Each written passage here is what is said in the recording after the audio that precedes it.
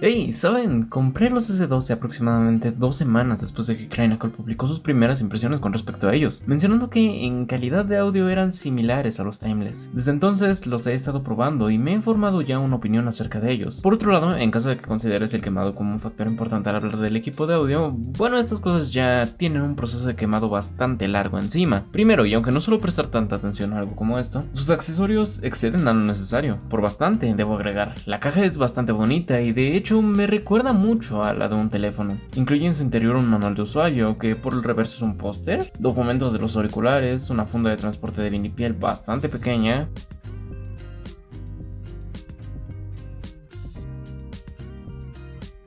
y aquello que más me gustó de los accesorios incluidos con estos auriculares, el cable. Este es un cable de un calibre superior al habitual. Sus acabados están realizados en metal, con un slider de plástico que tristemente no se sujeta del todo bien. Tiene un patrón espiralado, de 2 distintos tonos de plateado. Es un cable de cobre, según dice el fabricante, hecho de un monocristal de cobre y bañado en plata. En mi caso, tengo la versión con el cable de 4.4 milímetros. Y dejando de lado el cable, que por sí mismo ya parece ser bastante costoso, se incluyen 3 juegos de puntas, unos de silicona suave, grises, 3 pares de puntas de memory foam de lenta recuperación, muy similares a las de los FD3, y otras translúcidas de núcleo rígido. En este caso son efectivamente capaces de modificar su sonido, pues las translúcidas favorecen a las frecuencias graves, lo que en algunas ocasiones provoca pérdidas de información en el rango medio. Por su parte, con las grises son algo brillantes, pero encuentro que es con aquellas con las que mantienen un mejor comportamiento. Por último, las de memory foam hacen que ganen demasiado cuerpo, remarcando además la presencia de subgraves y de hecho consigue que una buena parte de la información en la sección correspondiente a los agudos sea opacada por los medios y principalmente graves. Personalmente, salvo que seas muy sensible a agudos o no te importe perder calidad a cambio de mucho sub-bass, no te recomendaría elegir estas puntas. Pasando a la construcción de los auriculares, estos están fabricados en una aleación de aluminio, muy bien acabados con CNC. Su aspecto es bastante sobrio, aunque gracias al contraste que consiguen entre el terminado arenado y el pulido casi espejo de la sección de sus conexiones,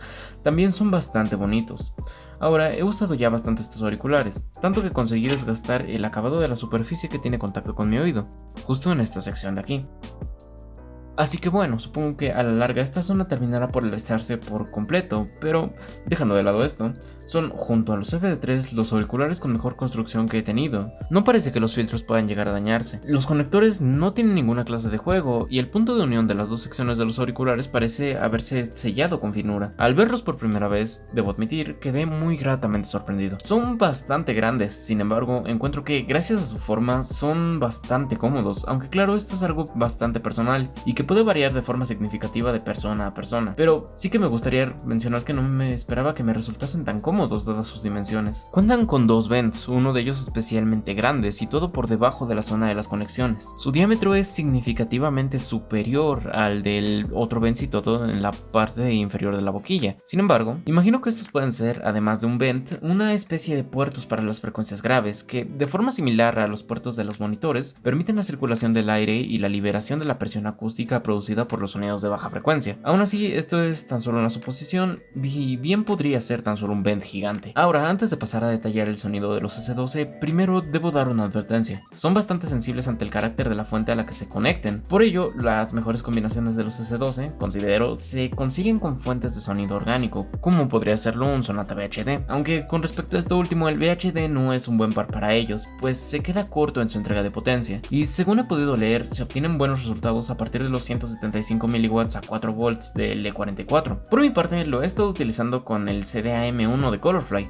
que hace una combinación bastante agradable con estos planares. Hablemos pues del sonido. En este caso, como es de esperarse de un planar magnetic, la limpieza que consiguen gracias al bajo nivel de inercia del driver y la buena respuesta transitoria que esto les brinda es bastante elevada, siempre que estén conectados a una fuente con la que hagan un buen par, pues de otro modo, si lo conectas a algo con agudos no muy bien trabajados, los S12 van a castigar bastante esta acción. Esto me sucedió con el FiO KA3, que suena bastante bien con los LIA, pero al conectarlo a los S12 hizo estos adquirir bastante aspereza en los agudos, y además provocó que algunas pequeñas distorsiones se presentasen en el rango agudo. Sin embargo, esto no es culpa de los auriculares, sino más bien de la fuente. Su respuesta de frecuencias es claramente y de forma bastante remarcada, debo agregar una V. Con ello, tienen bastante realce en la zona de los agudos y especialmente en la zona de los graves hay bastante ganancia. Con respecto a estos últimos, el comportamiento del bajo es justo lo que me imaginaba que era el bajo de un planar, pues mantiene una actuación bastante rápida. Sin embargo, encuentro cierta falta de coherencia entre su respuesta a graves con respecto a su representación del resto de rangos de frecuencia. Esto se debe a que tiene una tonalidad bastante particular, que difiere bastante de los auriculares con drivers dinámicos que he tenido, pues se trata de un golpe bastante seco y rápido, bastante limpio en realidad, un cuerpo, sí, pero muy texturizado y tristemente quizá no el más natural en su decaimiento. Sus subgraves están muy claramente remarcados, y algo un tanto curioso que llegué a notar con respecto a ellos es que a algunos sonidos que se encuentran dentro del mid bass y el upper bass, en ocasiones los S2 se agregan algo de sub bass. Son capaces de expresar diferenciación entre el sub bass y mid bass.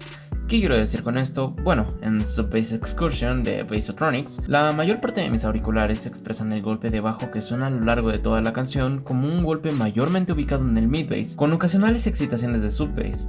Los S12, sin embargo, muestran cómo cada golpe incide en la parte más baja del rango grave, hasta el punto en el que la excitación ubicada en la sección de mid bass puede diferenciarse con respecto a la que está sucediendo de forma paralela en el sub bass. Y bueno, hablemos de sus medios. No tengo ninguna queja con respecto a sus medios. Contienen bastante textura e información. Claro, al mantener un perfil en V están algo retrasados en ganancia con respecto al resto de las frecuencias. Estos presentarán un buen cuerpo y junto a ello, a diferencia de lo que sucede en la sección de los graves, sí que mantienen un comportamiento con una excitación y desexcitación muy limpias y aún así mantienen una velocidad de excitación y desexcitación bastante adecuadas, por lo cual no alcanzan este carácter artificial que poseen los graves de estos auriculares. Escuchar instrumentos de cuerda como guitarras con los S12, en especial en canciones como The Golden Dragon Song o La Llorona, resulta especialmente agradable, pues presentan una gran cantidad de microdetalle que se refleja en su capacidad para representar trasteos y el sonido que provoca el deslizamiento de los dedos de un guitarrista sobre las cuerdas. La escucha, como es de esperarse, no será solo agradable en pistas con una gran cantidad de microdetalles presentes, incluso en pistas en las que las guitarras pueden no tener tanto protagonismo, como The Drunk,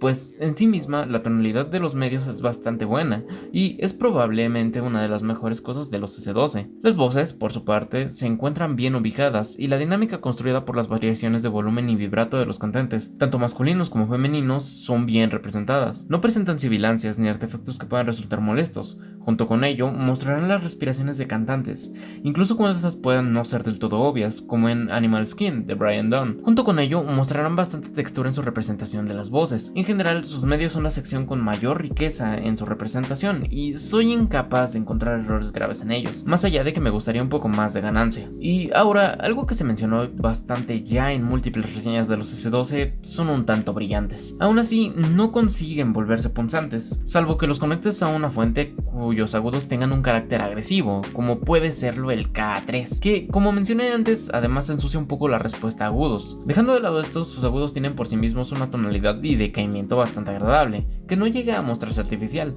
Junto con ello, extienden bastante y dado su carácter brillante, vuelven bastante evidentes sonidos que se encuentran por encima de los 15 kHz. En Aerodynamic de Daft Punk, canción que utilizo para probar agudos, ya que en esta suena una guitarra eléctrica con bastante distorsión que entra dentro del rango de los 20 kHz, sonidos que obviamente ya no soy capaz de percibir, pero sí que con estos auriculares consigo distinguir las secciones de distorsión que se encuentran en 17 kHz con bastante claridad, y justamente los 17 kHz representan el umbral superior de mi oído, por lo que quizá alguien con mejor audición que yo podría percibir sonidos de mayor frecuencia. Entonces sí, tienen agudos bastante extendidos. Y bueno, ya que estamos hablando de agudos, hablemos de metal. Estos auriculares destacan bastante en este género, pues a pesar de su perfil algo brillante que podría resultar molesto en algunas ocasiones, muestran una muy buena respuesta transitoria en sus agudos. Por ello, en conjunto con una actuación veloz de los graves y un nivel técnico bastante destacado, resuelven de muy buena manera en este género, consiguiendo representar sin congestionamientos canciones como Dead de Morbid Angel y apenas en The Fool de Flesh God Apocalypse tuvieron problemas,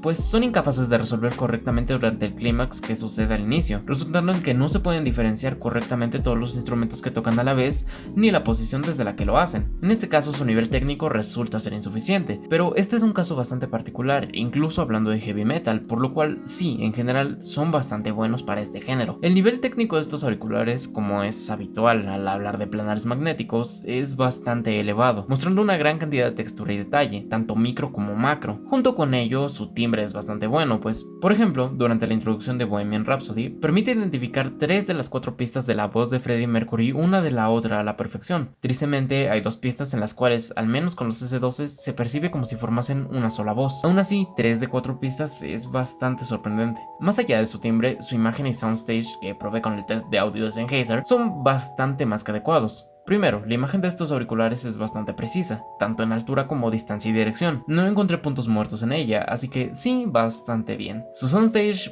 bueno, supera el de los FD3, apenas consiguen superarlos, pero ciertamente lo hace, cosa que es bastante sorprendente, dado que estos auriculares, a diferencia de los FD3, no mantienen una arquitectura semiabierta y son completamente cerrados. Y bueno, para este punto ya me he extendido bastante, por lo cual creo que es momento de llegar a dar una conclusión. Los S2 son auriculares bastante buenos, especialmente en su apartado técnico, en donde apenas tienen algunas pocas falencias, y siempre que evites fuentes como el KA3 mantendrán una tonalidad verdaderamente buena. En caso de que cometas el error de conectarlos a algo con un sonido analógico, entre comillas, ciertamente van a mostrar un comportamiento que puede no ser el mejor en agudos, y su respuesta transitoria puede llegar a ensuciarse bastante.